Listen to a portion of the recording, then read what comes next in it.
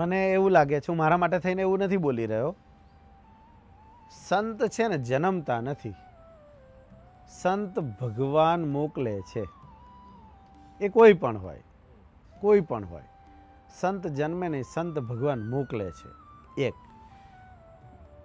હું 9 વર્ષની ઉંમરે મંદિરમાં ભણવા માટે આવેલો, પછી 10મું પાસ કર્યું, પછી ગુરુજનોએ પૂછ્યું કે તારે આમ જવું છે કે આમ જવું છે. એટલે મેં કીધું ના, મારે ત્યાગાશ્રમ તરફ આગળ વધવું છે. પછી દીક્ષા થઈ, પછી સંસ્કૃતનો અભ્યાસ કરવાનું કામ ચાલુ થયું. એટલે MA સુધી સંસ્કૃતનો અભ્યાસ કર્યો. 2002માં MA પૂરું થયું હતું.